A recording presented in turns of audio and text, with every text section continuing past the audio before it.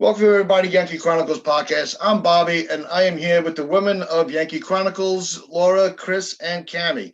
Ladies, thank you for coming on today. It's good to see you all again. Good to see you too. Thanks for having us. Great, thanks. It's nice being here with you.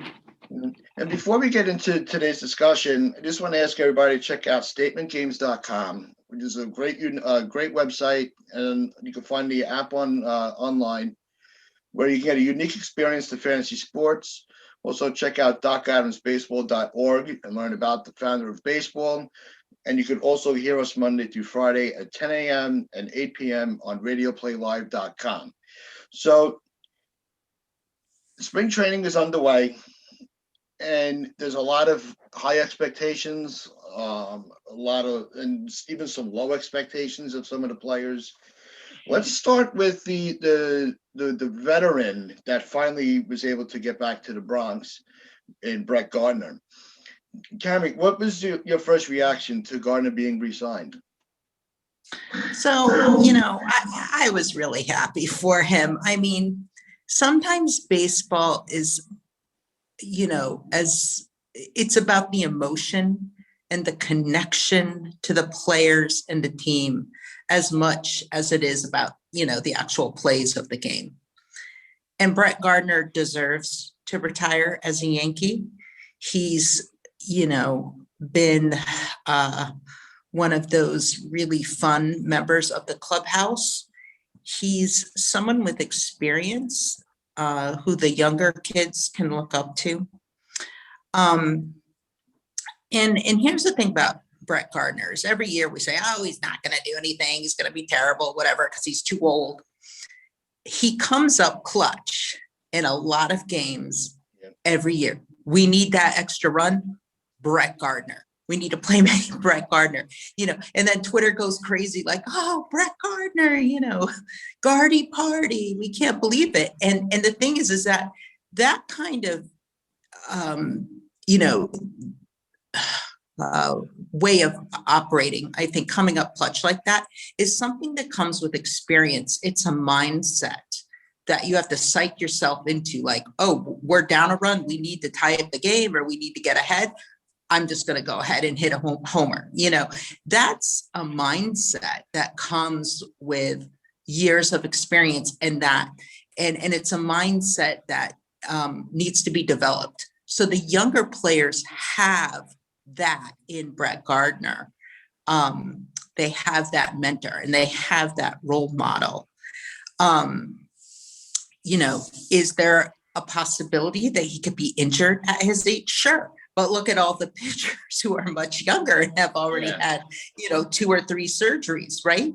So do we need to keep somebody, on deck just in case? I think so, but I'm very happy for him. I think he's a crowd pleaser. He's a fan favorite, and he may not be a Hall of Famer, but he certainly is loved by many Yankees fans. And I'm just happy to see him back one more time in front of the fans, and I hope he retires as a Yankee. Yeah, no, he's not a Hall of Famer, but I think he's one of those players that the next generation will still be talking about. His durability, his passion for playing the baseball in the pinstripe way. So I think that his legacy will only be in the Bronx, and I think he's okay with that. I think so. He wasn't that perennial all-star. He got robbed of a couple Gold Gloves, but I'm glad that he's going to be retiring. He's going to have the chance to retire as a Yankee and with fans in the stands. Absolutely. I think that's why he wanted to come back that one more. If there were fans last year, he would have retired. Mm-hmm. To leave, Laura, what do you think this means? Do you think that Gardner coming back changes the mindset of Clint Frazier as the starting left fielder? That's a good question. I kind of hope it doesn't, because I definitely believe after last season, Clint definitely earned his spot in left field. And I remember talking this with one of my other Yankee friends, and then a Mets fan too, about this on Friday.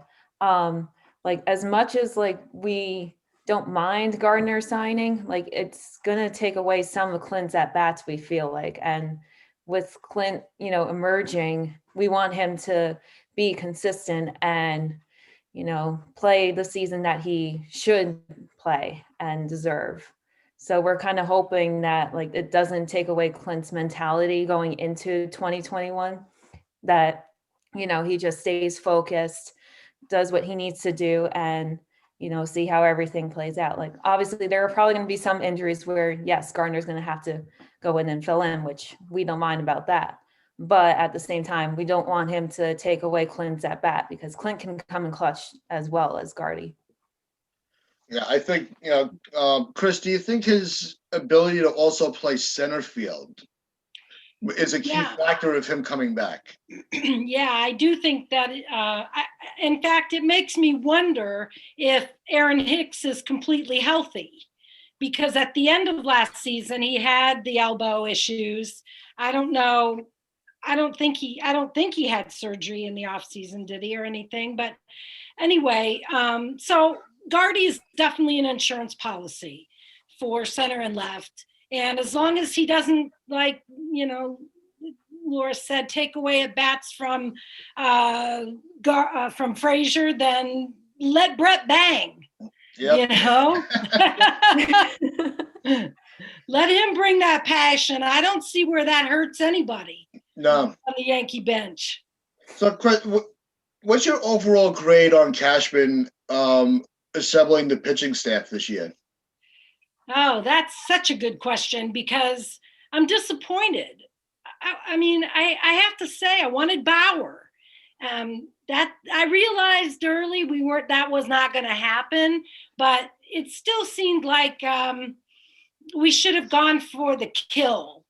Not that Kluber and Taillon are not going. Maybe they will be assassins. I don't know yet. They're question marks.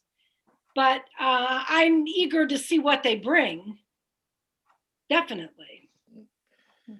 Chris, with regards with Bauer, I mean, he's kind of been a little bit of a head case on social media.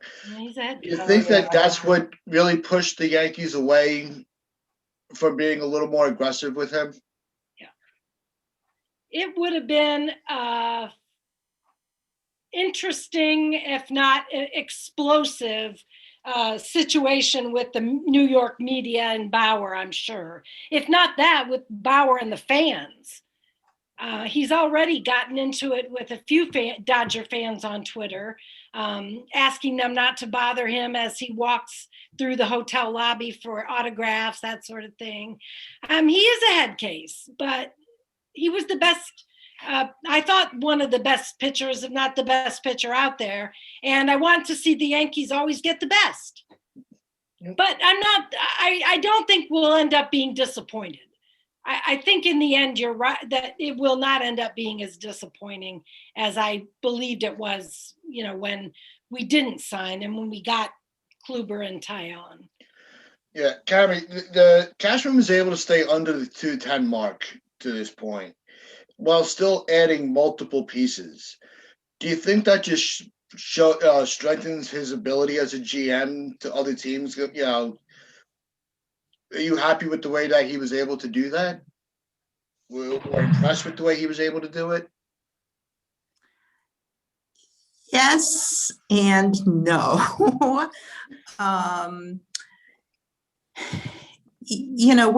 We're not a poverty franchise. So if we went above the 210, I think that the front office, the top of the towers, whatever you want to call it, they'd still have their yachts and their really, really expensive cars and their houses in Aruba and everything else. So I don't, it's hard to say, oh, we're so poor, we can't go beyond the 210. At the same time, I think we have to see how the season plays out, because if everyone comes up clutch, if the whole pitching staff stays healthy, if Kluber and Taillon manage to, really excel on the mound, then hey, if you can put a championship team together and stay at 210, then I don't know. Then you have to be a genius. So I want to see how the season goes before I can make an assessment on, on being, being cheap. Was it being cheap or was it being prudent? I mean, let's look at DJLM. When the Yankees got him, people were like, who? Who's that guy? I mean, he wasn't really that well known. I mean, people knew of him, but he wasn't like some big, he wasn't a Mike Trout level name. Exactly. And, he turned out to be the most incredible deal that year that the Yankees could have gotten. I mean, so when you can get deals like that, then sure. So let's see. I think the real assessment of that of the spending will come toward the end of the season, whether or not we make the playoffs, that kind of stuff. It might come even sooner than that, it depending on what spring training shows. That's true. Yeah. Just from the pitching perspective. Mm-hmm. See, my take on it was I thought that he did a phenomenal job with it. I think that he was smart. He took it, we're on a budget of 210. They didn't want to go into that next threshold with the luxury tax. And we just saw the previous year, the American League had a team with a $60 million payroll make it to the World Series. So it's not about how much you spend, it's how you're spending it. So it's not always about getting that big ticket item. Sometimes, you could find great deals anywhere. So rather than spending all that money on 2 players and reaching 210, they were able to get 10 players and still have a little extra in case they need to make any. But we got to look at Jay Bruce possibly. Yeah. So, well, Jay Bruce, I think they brought him in because he was a lefty bat, outfield, right, first base, where just in case they didn't get Gardner, they still had somebody for left field to give Frazier rest days. Yeah. So I think with Gardner back, Bruce is going to have to put on quite a show during spring training to stay up in the major leagues, or he's going to opt out and try to go for a team where he'll have a better chance of making a roster. Right. So would it be fair to Cashman if he was, would it be fair to the Yankees if they spend up to $250 million and they had to send money to another team that really isn't using it to improve their team? You have teams like the Pirates that constantly, or the Marlins, that are not putting money into the salaries of the players, that the owners are just kind of pocketing it. And the Yankees is one of those premier teams that are saying enough is enough. You know what? If you're not going to use if you're not going to spend, justifiably spend the revenue sharing, we're not going to let you get our money anymore. And I think that's the move the Yankees are making. And if, it's taking fans a little longer to catch up to that mindset. Laura, do you agree with that? Yeah, I agree with that. I was also thinking too, because I think I saw somewhere the other day, the Rockies, they had a crazy offseason, besides trading Nolan Arenado to the Cardinals, but they really didn't spend that much in their offseason. So kind of with that mentality that the Yankees have, it's imagine if you could send that money to them to help them improve their team going forward. We had on one of our other shows, we had Danny Vietti from CBS Sports join us. We were talking about MLB putting into place a salary floor. And my idea that I gave to Danny was, if you don't spend into that floor and you spend under, so say for argument's sake, the salary floor is $80 million on player salary. If you don't reach that 80 million, you lose a percentage of the revenue sharing. So if you are not putting 100% of the revenue sharing into players' salaries, you don't get it the next year. To kind of force these owners, because these owners, they're not poor. Nobody's losing money owning a professional sports team. So we need, the play, these states and cities that have these teams, these fans, they want to go to they want to go to the games, but they have no reason to go. Where if with the revenue sharing, if the other owners are going, why am I giving you money if you're not even going to try to compete? And I think that's something that MLB is going to have to really face for a long time. And they have to fix it quickly before the sport has any more damage to its reputation. Because NBA and the NFL, their marketing and the salaries, they do very well. The ratings keep going up, and MLB keeps going down. And I think it's because these owners are not 100% focused on the product on the field as the other leagues. Chris, you have a thought on that? Yeah, I don't care about the money side of it. I never have. I guess that's because I'm bad at math. What I really want to see is a world championship come to the Bronx, and whatever it takes to make that happen is what should happen. But I realize that's purely a fan speaking. That's not a businessman speaking. I just want to see the Yankees win the World Series this year. So, and every year, of course. That's unrealistic. But I'm just a dumb fan who wants the best product on the field all the time. And I guess doing things the Rays way, on the cheap, you got to admit that they had more than just, they had talent last year. Yeah. I mean, they had some serious lucky stars aligning to bring, Blake Snell, Charlie Morton, Tyler Glasnow all to play in the same rotation. So I wouldn't advocate that the Yankees become the Rays of the 2021 or whatever. But no, I don't. No, I'm not saying that they should mimic. They should try to imitate what the Rays did and try to get the cheapest, the lowest salary. Yeah. Yeah, but I don't want them to. Just because they can spend the money doesn't mean they have to spend it. Right. Yeah. If you get a smaller piece, on a player on a minor league deal, like a Jay Bruce, and he's able to contribute to a World Series. That was saying Cashman's a genius, that he was able to pick up this guy for nothing, and look what he was able to do. It's not always about the superstar.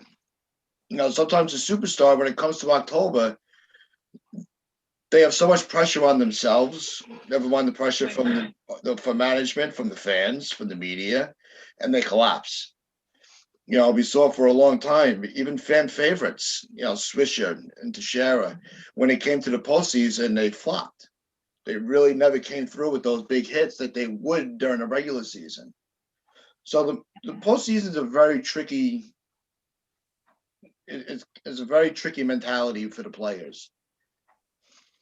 We've talked about the excitement of Gardner, and there's one player that always warrants discussion because he had a terrible 2020, a terrible 2019.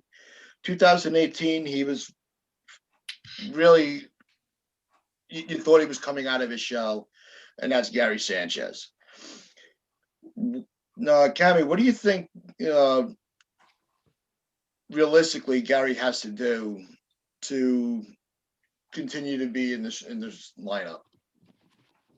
Oh my goodness. I think it, first of all, they're going to have to play him a lot in spring training to really see what he can do. So they're going to have to put him in the games to really get a sense of, has he progressed, right? So is he making progress? Does he have what it takes?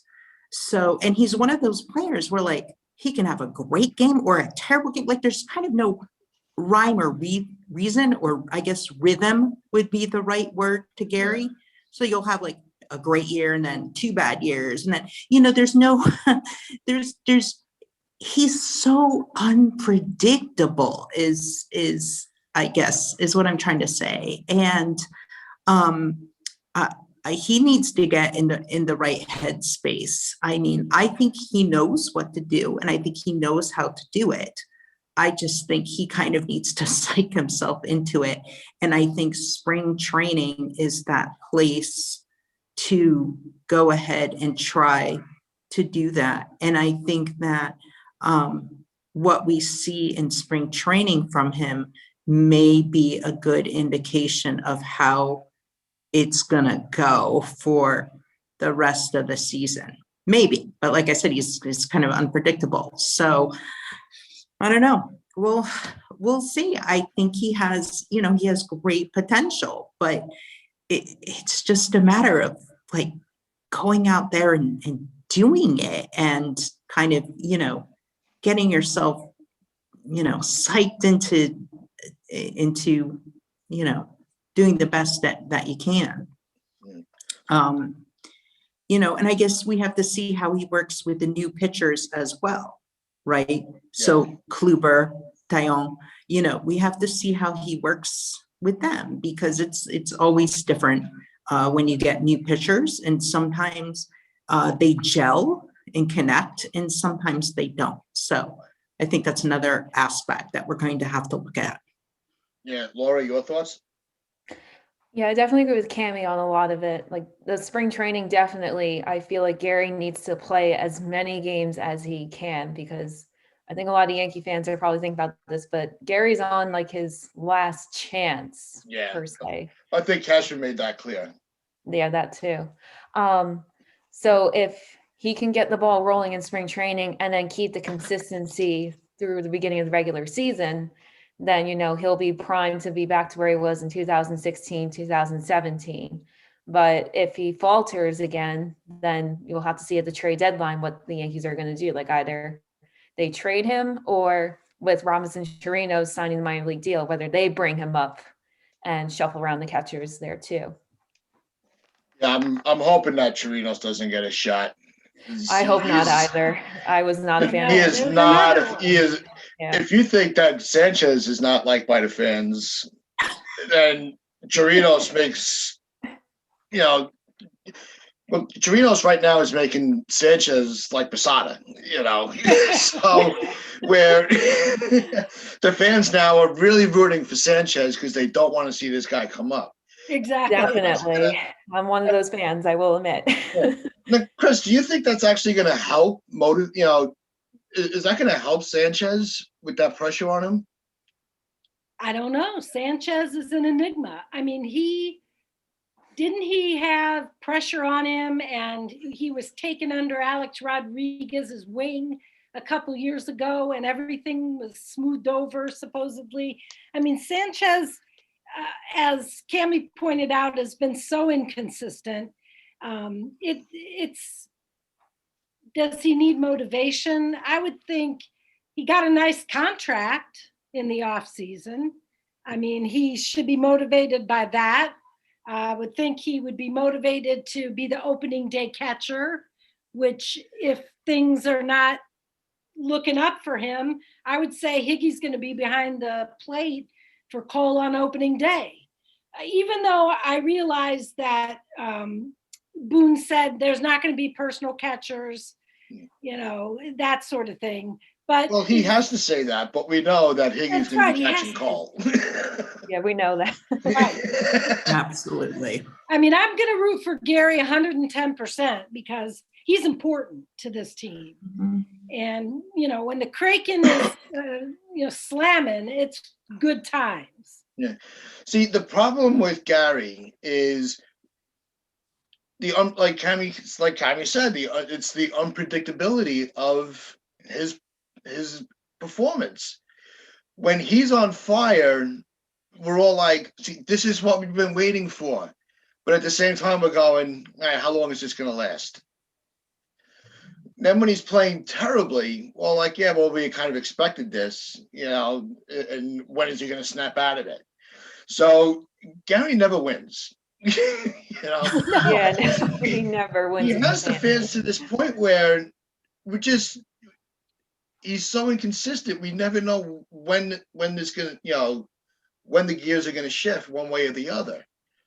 And that's the frustrating part, because he has so much talent and he can't figure out how to keep the plus side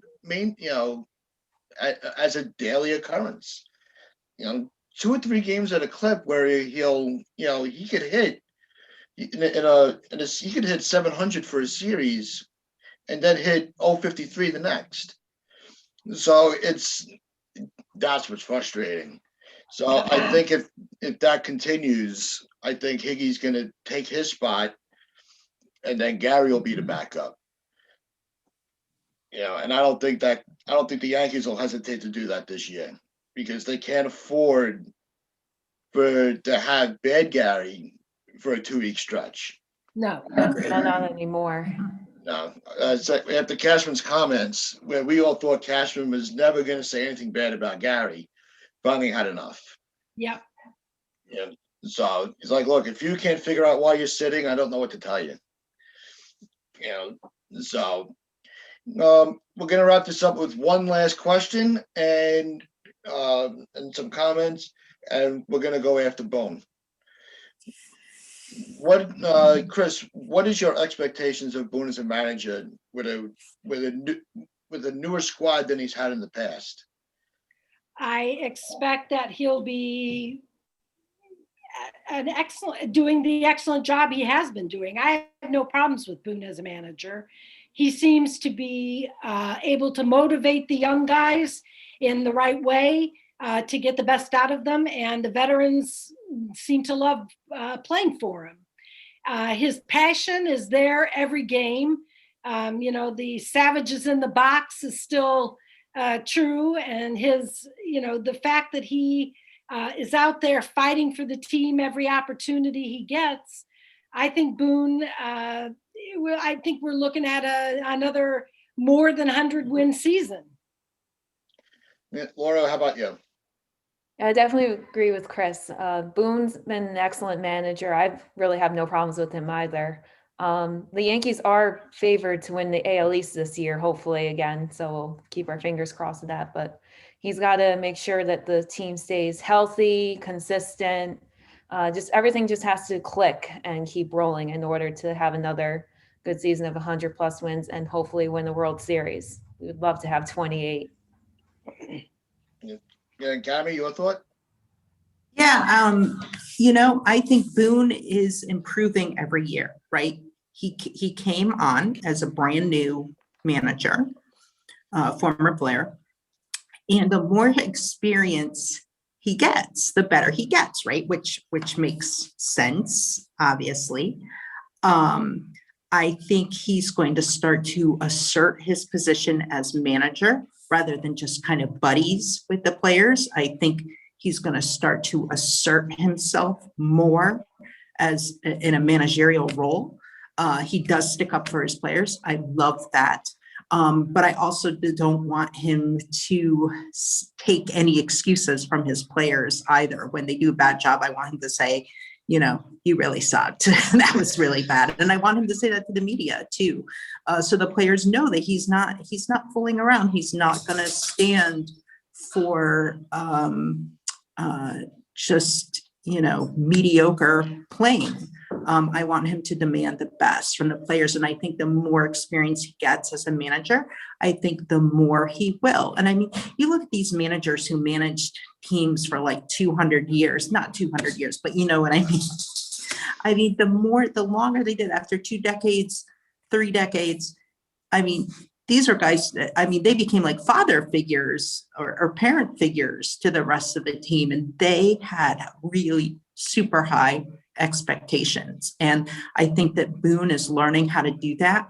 And I think he's going to get better. And I think that that we're going to see good things from him. We already have, and I think we're going to continue to see good things from him.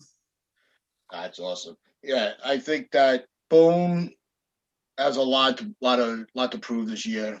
I'd like to see him take a lot more control of what goes on in the locker room. You know, I got tired of the turn the corner, turn the page. Mhm. You know, enough. You know, if a player's not holding his end of the bargain, call him out. You know, it's time to take the gloves off and assert your dominance. You know, I'm the manager, I'm the boss. When the game is being played, I'm in charge, and I think that's what he needs to do this year. And so, I think he's poised to get. You know, he's gonna reach. You know, they're gonna win 100 games this year. You know, I know the Vegas odds were the over. They're expected to win 95 and a half games. I think the over is an easy bet. With the way this roster is now, how they perform can obviously that could all change. So, well, ladies, I want to thank you, for coming and hanging out with me for a little bit. And I always appreciate, the women's point of view on sports and baseball. And it's fun. So, on behalf of everybody, YankeeChronicles.com, hope everybody enjoys their day. Stay safe, stay smart.